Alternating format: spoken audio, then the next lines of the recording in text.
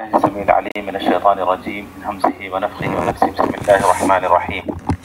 رب اشرح لي صدري ويسر لي أمري واحلل عقدة من لساني يفقهوا قولي. سبحانك لا علم لنا إلا ما علمتنا إنك أنت العليم الحكيم. اللهم لا سهل إلا ما جعلته سهلا وأنت تجعل الحزن إذا شئت سهلا. معزز طلباء اور طالبات، آج ہم لوگ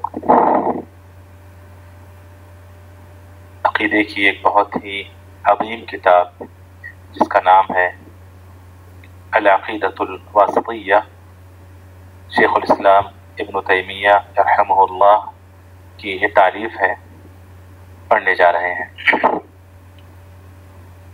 اور ہمارے کورس کے لحاظ سے یہ عقیدے کا چوتھا لیول ہے، یعنی المستوی الرابع ہے، جس میں ہم نے یہ کتاب رکھی ہے. پچھلے 3 مستوی میں ہم لوگوں نے شیخ الاسلام محمد بن الوہاب رحمہ اللہ کی کتاب پڑھی ہے. اب یہ المستوی الرابع میں اس عظیم کتاب کو ہم نے منتخب کیا ہے. اس کی کیا وجہ ہے اور اس کتاب کے اہم کیا موضوعات ہیں، انشاءاللہ ہم اس پر بات کریں گے.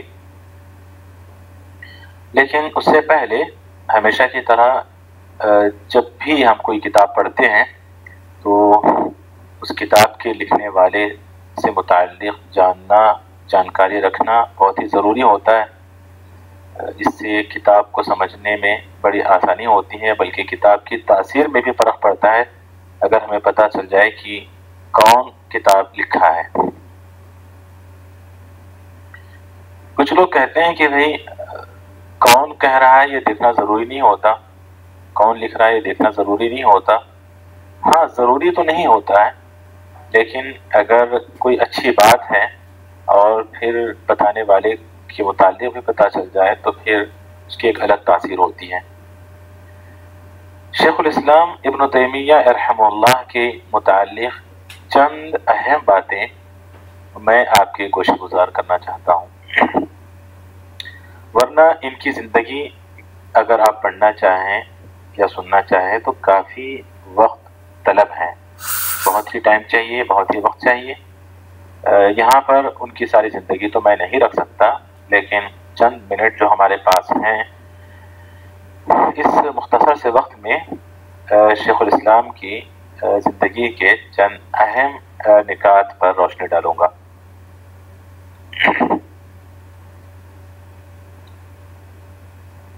سب سے پہلے شیخ الاسلام کا نام اور نسب. آپ کے پاس جو کتاب موجود ہے اس کتاب میں خود نام لکھا ہوا ہے، یعنی ان کی مختصر سی زندگی بھی لکھی ہوئی ہے، وہ بھی آپ خود اپنے سے پڑھ سکتے ہیں. لیکن میں کچھ نکات اس سے ہٹ کر کے کچھ آپ کے سامنے رکھوں گا انشاءاللہ. آپ کا جو اصل نام تھا وہ تھا احمد. شیخ الاسلام کا نام احمد تھا. اگر آپ نسب کے ساتھ بولنا چاہیں تو احمد بن عبد الحلیم ابن عبد السلام ابن عبد اللہ ابن الخضر ابن محمد ابن الخضر ابن علی ابن عبد اللہ ابن تیمیہ الحرانی. ایک سارا نسب ہے. کم سے کم آپ لوگ احمد بن عبد الحلیم ابن عبد السلام ابن تیمیہ الحرانی، اتنا بھی اگر آپ لوگ یاد رکھ لیتے ہیں تو بھی کافی ہے. سارا نسب یاد کرنا اتنا ضروری نہیں ہے.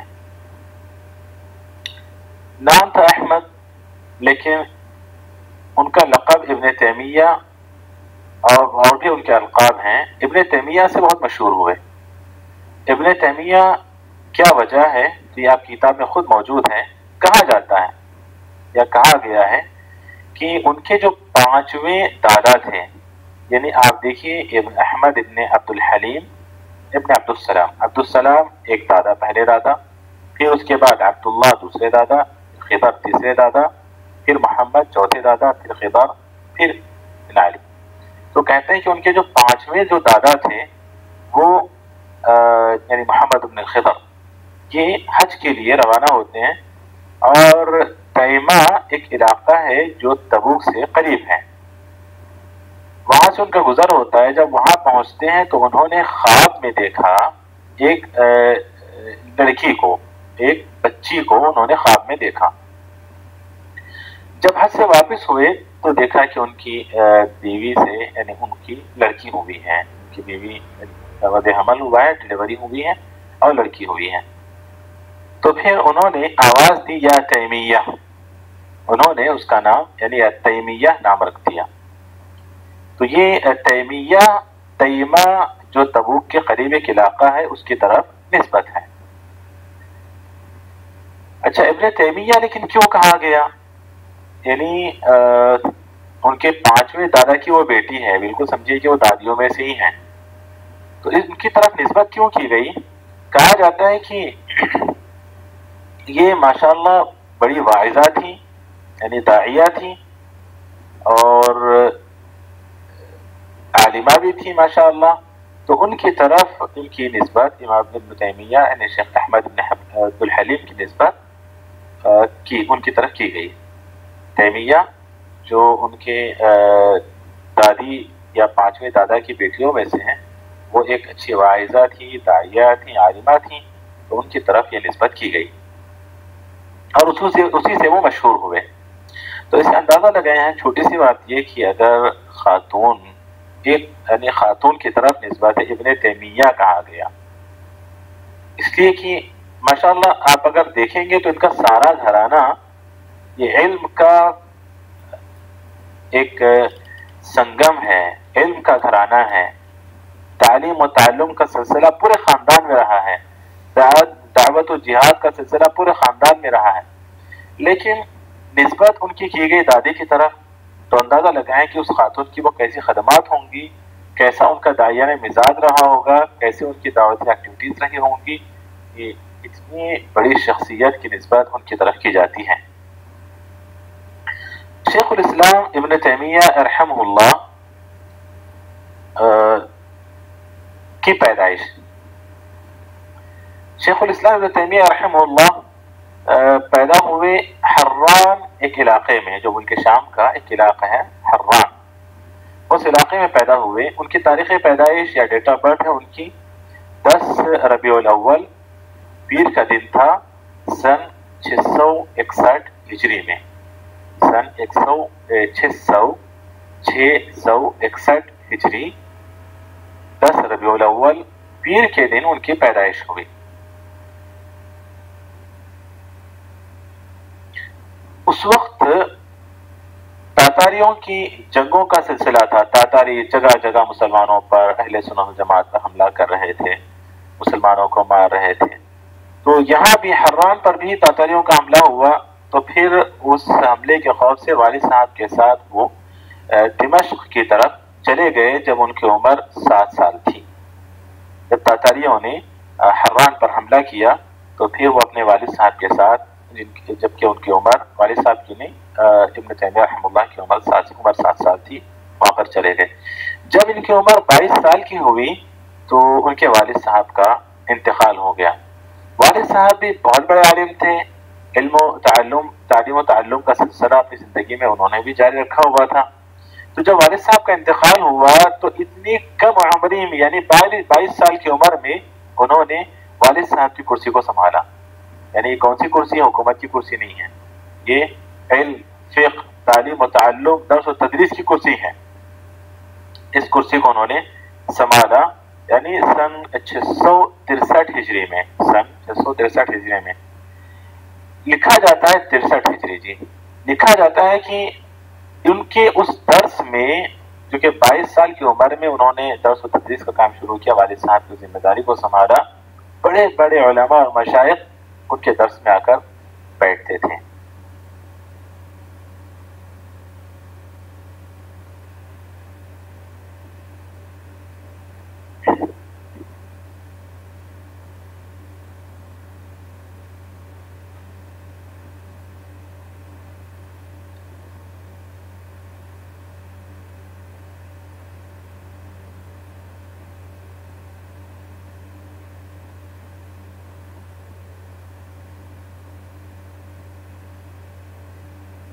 معاف کرنا اس خلل اور ڈسٹرب کے لیے.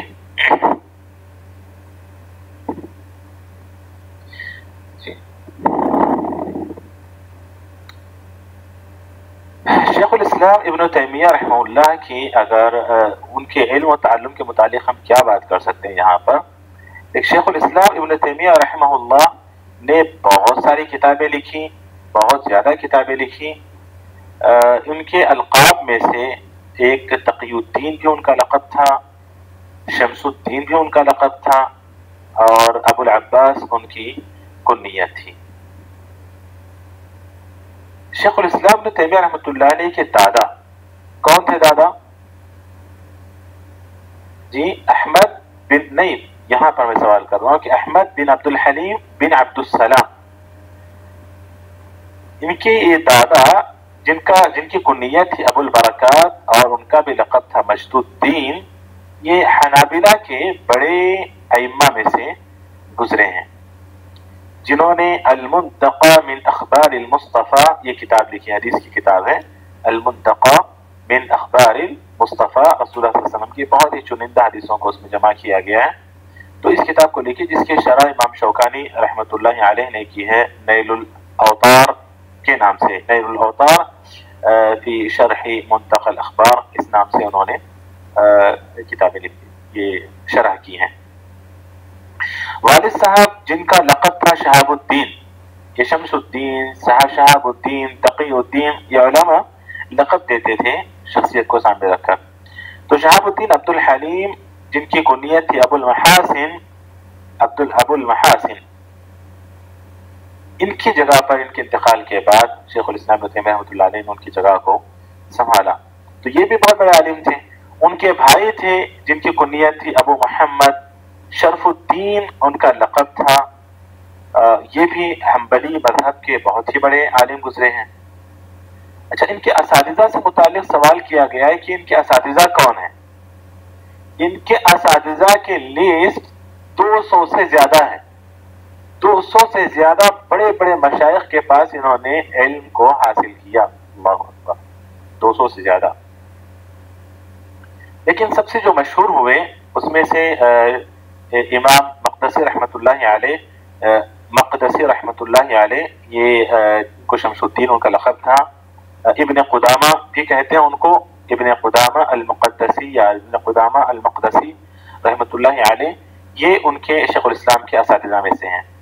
اسی طرح ان کے اساتذہ میں سے ابن عساکر کے نام سے ایک بہت بڑے عالم ہیں، ان کی بھی کافی سارے مؤلفات آپ لوگ دیکھیں گے. ابن عساکر جن کی کنیت تھی امین الدین ان کا لقب تھا، ابو الیمن ان کی کنیت تھی، وہ بھی ان کے اساتذہ میں سے ہیں، اور یہ دمشق کے رہنے والے تھے، شافعی مسلک سے تھے. اور تیسرے ان کے اساتذہ میں سے ایک تھے شمس الدین ابو عبداللہ محمد بن عبد القوی بن بدران المرداوی، امام المرداوی کے نام سے معروف ہیں. تو یہ بھی ان کے یعنی معروف 200 سے زیادہ مشائخ کے پاس انہوں نے علم حاصل کیا، جن میں سے سب سے زیادہ جو مشہور ہوئے وہ یہ 3 علماء ہیں، علماء کبار، جن کے پاس شیخ الاسلام نے علم حاصل کیا. اچھا، ان کے تلامذہ میں سے ان کے جو شاگرد تھے، کسی بھی بڑے عالم کی آپ زندگی پڑھیں گے تو لوگ ان کے اساتذہ کو دیکھتے ہیں اور پھر ان کے شاگردوں کو بھی دیکھتے ہیں. تو شیخ الاسلام ابن تیمیہ رحمہ اللہ کے بھی بے حساب شاگرد تھے، بہت ہی بڑی تعداد شاگردوں کی. لیکن ان کے شاگردوں میں جو سب سے زیادہ مشہور ہوئے وہ چند ہیں، جس میں سے الحافظ یوسف بن عبد الرحمن تہذیب الکمال جو کتاب ہے اس کے مؤلف ہیں، اور اسی طرح شمس الدین ابن عبد الہادی المقدسی رحمۃ اللہ علیہ جو المحرر یا المحرر کے مؤلف ہیں. اسی طرح شمس الدین محمد بن حنبل الذہبی، امام ذہبی کے نام سے جو ہیں وہ بھی ان کے شاگرد ہیں. اسی طرح ابن القیم رحمۃ اللہ علیہ، ابن القیم الجوزی رحمۃ اللہ علیہ کتنے معروف عالم ہیں، وہ بھی ان کے شاگردوں میں سے ہیں. اسی طرح محمد ابن مفلح کے نام سے بہت بڑے عالم ہیں، وہ بھی ان کے شاگرد ہیں، جنہوں نے کتاب الفروع لکھی ہے، الآداب الشریعہ لکھا ہے. اسی طرح ابن کثیر رحمۃ اللہ علیہ بھی شیخ الاسلام ابن تیمیہ رحمۃ اللہ علیہ کے شاگردوں میں سے ہیں. تو یہ جو بڑے بڑے جو معروف ہوئے، مشہور ہوئے شاگرد، ان میں سے یہ چند ہیں. شیخ الاسلام ابن تیمیہ رحمۃ اللہ علیہ کے اگر اخلاق کے متعلق آپ جاننا چاہیں کہ ان کے کیا اخلاق تھے، تو ان کے اخلاق سے متعلق علماء نے بہت لکھا ہے. ان کے اخلاق سے متعلق کہ کیسے ان کے اخلاق تھے.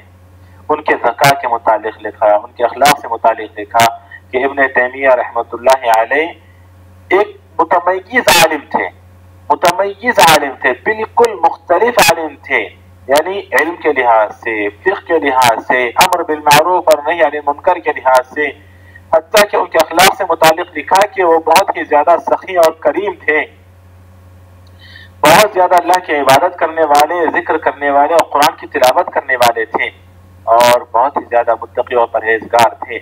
ساتھ ہی ساتھ یعنی آج کل کے بہت سارے علماء آپ دیکھیں گے کہ ہو سکتا ہے مسجدوں میں بیٹھیں گے، عبادتیں کریں گے، لیکن ان کے چہرے پر وہ ہیبت، جو روب، ایک دبدبہ کہتے ہیں، وہ نظر نہیں آتا۔ لیکن شیخ الاسلام ابن تیمیہ رحمۃ اللہ علیہ کا ایک عجیب دبدبہ تھا کہ وقت کا سلطان اور حاکم بھی ان پر بھی ان کی ہیبت طاری ہو جاتی تھی۔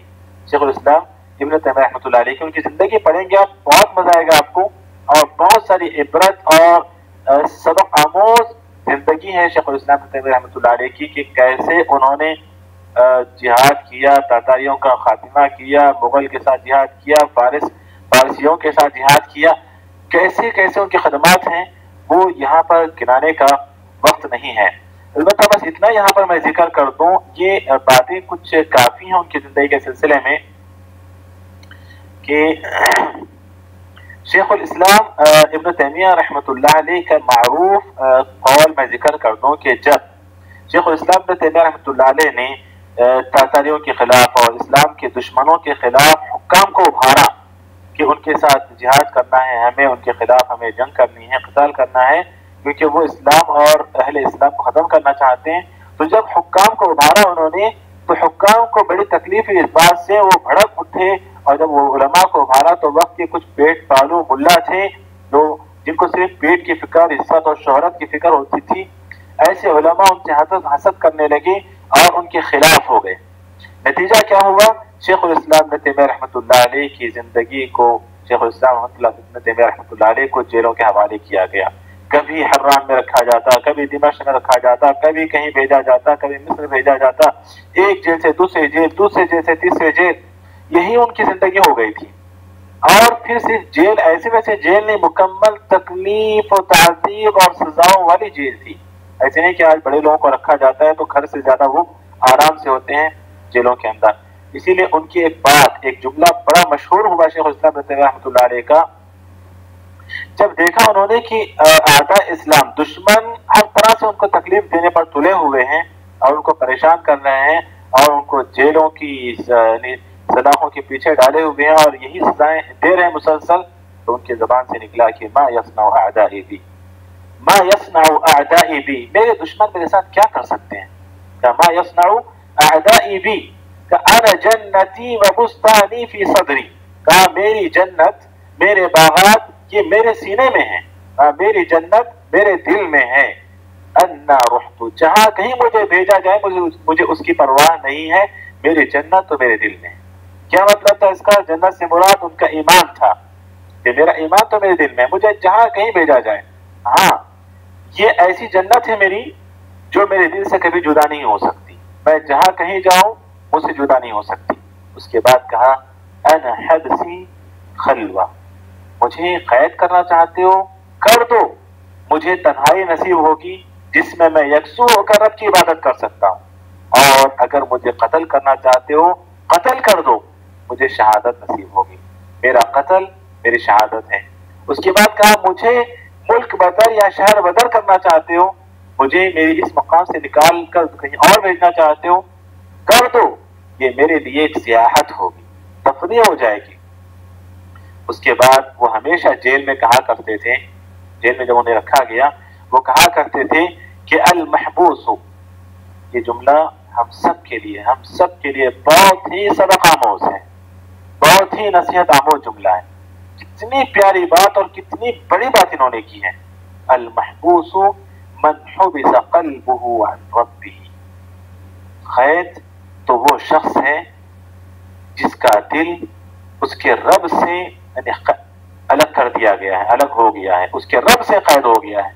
مطلب حبسہ کے معنی قید کر دینا، بند کر دینا، کہیں پر بند کر دینا۔ کہا بند تو وہ ہے جس کا دل اس کے رب کے ذکر سے بند ہے، جس کا دل اس کے رب سے، اس کے رب کے ذکر سے، اس کے رب کی یاد سے بند ہے، یا وہ قید ہے، وہ حقیقت میں قیدی ہے جو اپنے رب سے دور ہو چکا ہے۔ اس کے بعد کہا والمأسور من اسرہ ہواہ، والمأسور من اسرہ ہواہ، کہا قید تو اصل میں وہ انسان قیدی ہے، وہ انسان قیدی ہے جس کو اس کی نفسانی خواہشات نے قید کر کے رکھا ہے۔ مجھے کیا قید کریں گے میرے دشمن، مجھے کیا یہ لوگ جیل میں ڈال دیں گے، مجھے کیا یہ لوگ بند کر کے رکھیں گے، میری جنت میرے دل میں ہے، میں جہاں کہیں رہوں وہ مجھ سے کبھی جدا نہیں ہو سکتی۔ یہ باتیں کافی ہیں ان کے لیے، ورنہ ان کی پوری زندگی تو صرف یہ نہیں کہ ہماری طرح ہم صرف زبان سے دعوت کے کام کرتے ہیں، نہیں، وہ زبان سے، قلم سے، اتنا ہی نہیں بلکہ تلوار سے انہوں نے جہاد کیا، انہوں نے دعوت کا کام کیا، اعلاء کلمت اللہ کا کام کیا۔ کہا جاتا ہے ان کی تعریفات کے سلسلے میں بے شمار کتابیں ہیں، بہت ساری کتابیں، اگر شمار کریں گے فی الحال کم سے کم 24 کتابیں تو بہت زیادہ مشہور ہوئی ہیں ان کے، بہت زیادہ مشہور ہوئی، لیکن علماء نے لکھا ہے کہ 4000 صفحات سے زیادہ، یعنی صفحات میں آپ 4000 کتابوں سے زیادہ، کراسہ جس کو کہتے ہیں، ایک ایک دفتر کراسہ کاپی کی طرح 4000 سے زیادہ انہوں نے نوٹ کیا تھا، اور ان کی اکثر کتابیں جیلوں میں لکھی ہوئی کتابیں، اللہ جیل میں بیٹھ کر انہوں نے یہ خدمات انجام دیے ہیں۔ جیسے معروف کتابوں میں سے 11 جلدوں میں کتاب ہے بیان موافقتی صریح المعقول لتصحیح صحیح المنقول، 11 جلدوں پر مشتمل یہ کتاب ہے شیخ الاسلام رحمۃ اللہ علیہ۔ اثبات المعاد، قیامت کے متعلق کتاب ان کی۔ اسی طرح ثبوت النبوات عقلا و نقلا، الرد على الحلولیہ والاتحادیہ، اور اسی طرح مجموع فتاوی ابن تیمیہ رحمۃ اللہ علیہ کے فتووں کا ایک مجموعہ ہے جو 37 جلدوں پر مشتمل ہے، والیوم پر مشتمل ہے، 37 جلدوں پر مشتمل ہے شیخ الاسلام ابن تیمیہ رحمۃ اللہ علیہ کی فتاوی۔ اسی طرح اصلاح الراعی والرعیہ، منہاج السنہ، الاحتجاج بالقدر، الایمان، اور اسی طرح حقیقت الصیام، الرسالہ التدمریہ، الرسالہ الحمومیہ، اور اس طرح شرح حدیث النزول، العبودیہ، المظالم المشترکہ، الواسطیہ بین الحق والخلق، الفرقان بین اولیاء الرحمن و اولیاء الشیطان، الکلم الطیب، اور رفع اعلام عن ائمة الاعلام، یا رفع الملام عن ائمة الاعلام، یہ کتاب۔ اس طرح حجاب المرأة ولباسها في الصلاة، یہ کتاب شیخ الاسلام کی ہے۔ قاعدہ جلیہ فی التوسل والوسیلہ، عقیدے پر مشتمل عقیدے کی کتاب۔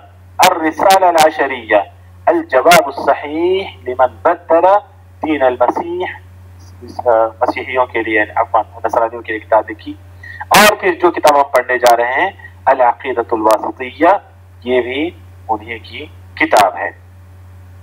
شیخ الاسلام ابن تیمیہ رحمہ اللہ آخر کار جس طرح ہر ایک کے لیے اللہ نے موت لکھ رکھی ہے، کل نفس ذائقۃ الموت، موت کا مزہ تو سب کو چکھنا ہے، انبیاء ہی دنیا سے چلے گئے، تو یہ مجاہد جو زبان کا مجاہد، قلم کا مجاہد، تلوار کا مجاہد، یہ آخر ایک دن اس دنیا کو چھوڑتا ہے، اور جب تقریباً 67 عمر پانے کے بعد، یعنی 67 سال زندگی گزارنے کے بعد، اور یہ زندگی کا بھی آپ دیکھیں کہ ساری زندگی اعلاء کلمت اللہ کے لیے گزاری، ساری زندگی اعلاء کلمت اللہ کے لیے گزاری، 67 سال میں ان کا انتقال ہوتا ہے سن 728 ہجری میں، یعنی 661 ہجری میں ان کی پیدائش ہوتی ہے، سن 728 ہجری میں ان کا انتقال ہوتا ہے۔ اور انتقال بھی کہاں ہوتا ہے؟ انتقال بھی کہاں ہوتا ہے؟ دمشق کے قلعے میں ان کو قید کر کے رکھا جاتا ہے، وہیں پر ان کا انتقال ہوتا ہے۔ اور ان کے انتقال میں جو تعداد حاضر ہوتی ہے، لوگ کہتے ہیں کہ وہ گننے کے باہر ہے، مطلب وہ شمار ہم نہیں کر سکتے، اتنی بڑی تعداد ان کے جنازے میں شریک ہوتی ہیں۔ بہرحال شیخ الاسلام ابن تیمیہ رحمہ اللہ رحمتاً واسعہ، اگر ان کی زندگی آپ لوگ پڑھنا چاہتے ہیں، اگر ان کی زندگی مزید جاننا چاہتے ہیں، تو اردو میں بھی کتابیں موجود ہیں جس زندگی کے متعلق، عربی میں بھی موجود ہیں، آپ لوگ ضرور پڑھ سکتے ہیں۔ کتابوالسنہ.com میں اردو میں کتابیں آپ کو ملیں گی، اسی طرح islamhouse.com میں اردو میں آپ کو کتابیں ملیں گی۔ ضرور ایک مرتبہ، یہ تو میں نے بہت ہی شارٹ کٹ طریقے سے آپ لوگوں کو بتایا ہے، ورنہ ان کی زندگی پڑھنے کے لائق ہے، اور خاص طور پر ہم طلباء کے لیے، ہم طالب علموں کے لیے، ہم طلاب کے لیے ان کی زندگی پڑھنے کے لائق ہے اور پڑھنا ضروری ہے ہم لوگوں کے لیے۔ تو ضرور پڑھیے گا آپ لوگ، بس اس پر اکتفا مت کیجیے کہ چلو عبداللہ نے بتا دیا بس دین کی زندگی کافی ہے، نہیں، یہ وہ شخص ہے کہ ہر مسلک کا آدمی ان کی خدمات کا، ان کی صلاحیتوں کا اور ان کی کوششوں کا اعتراف کرتا ہے، ہر مسلک کا آدمی، ہر مسلک کا آدمی ان کے اخلاق، ان کے ذکا، کیا کیا ان کے بارے میں میں ذکر کروں، بہت ساری چیزیں ہیں لیکن وقت یہاں پر نہیں ہے۔ بس ان کی ذہانت کے متعلق علماء نے جو لکھا ہے، امام ذہبی رحمۃ اللہ علیہ کہتے ہیں، امام ذہبی ابھی آپ نے دیکھا ان کے شاگردوں میں سے ہیں، امام ذہبی رحمۃ اللہ علیہ کہتے ہیں کہ ما رأيت اشد استحضارا للمتون وعزوها منه وكانت السنة بين عينيه وعلى طرف اللسان۔ کہا استحضار کہتے ہیں کہ ہر، جیسے ہم بولتے ہیں نا کتنا یہ حاضر جواب ہے، کوئی بھی سوال کیا جائے دلائل جواب زبان پر ہوتا تھا ان کے۔ کہتے ہیں کہ ساری سنت مطلب احادیث رسول اللہ صلی اللہ علیہ وسلم کی حدیثیں یہ سب ان کی آنکھوں کے سامنے اور زبان کے کنارے پہ ہوتی تھی، اتنے وہ حاضر جواب تھے، اتنے وہ مستحضر تھے۔ امام ذہبی رحمۃ اللہ علیہ کہتے ہیں کہ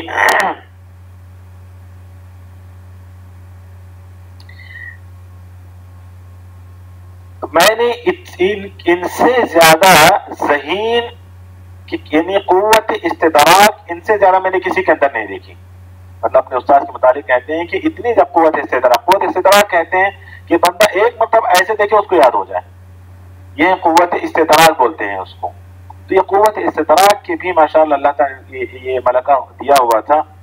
اور پھر ان کی شجاعت اور بہادری سے متعلق آپ تفصیل سے پڑھیے گا، پھر بھی حدث عنہا ولا حرج کے تحت میں ذکر کر رہا ہوں کہ بے خوف، موت سے بے خوف جینے والا انسان تھا، موت سے بے خوف جینے والا انسان تھا۔ لکھنے والوں نے ان کے متعلق لکھا ہے کہ دشمنوں کے صف میں گھوڑے پر سوار ہو کر تلوار لے کر گھستے تو انہیں بالکل احساس تک نہیں ہوتا کہ آخر موت بھی میرے سامنے انتظار کر رہی، ایسے صفوں کو چیرتے ہوئے گھس جاتے تھے اور صف کو جو ہے موت کے گھاٹ اتارتے دشمنوں کے۔ ایسے بہادر، اللہ اکبر، کیسے یہ علماء تھے ہم سوچ بھی نہیں سکتے ہیں۔ عالم کے متعلق ہم سوچ بھی نہیں سکتے، عالم دوسروں کو ابارے گا، آپ جہاد کے لے جاؤ، ہم بیٹھ کے یہاں پر ابارتے رہیں گے آپ کو، اللہ معاف کرے ہمیں۔ تو یہ ہمارے اسلاف تھے، استغفر اللہ۔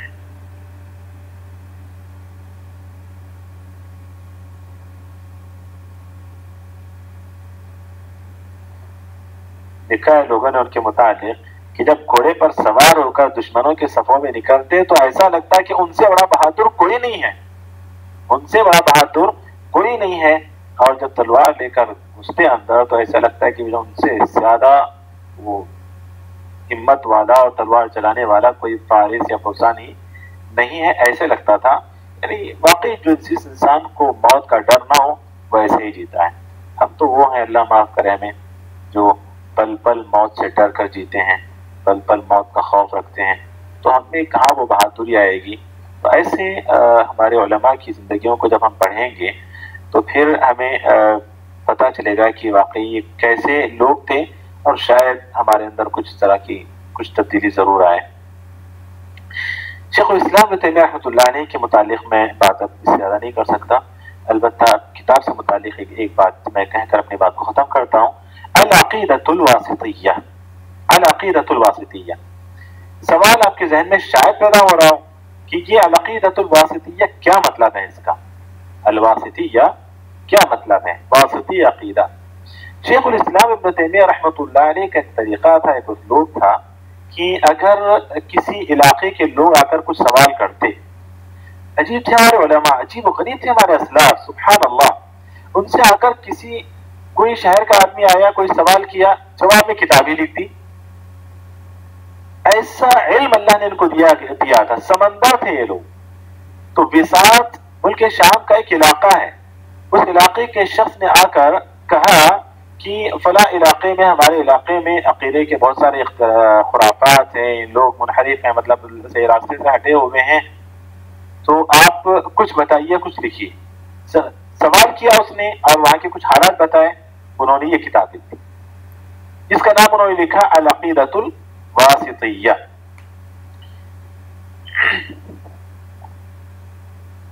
شیخ الاسلام ابن تیمیہ رحمۃ اللہ علیہ کے جہاں بہت ساری یہ کتابیں میں نے ذکر کی ہیں نا، ان میں سے یہ کتاب بہت ہی اہمیت کے حامل ہے کتابیں۔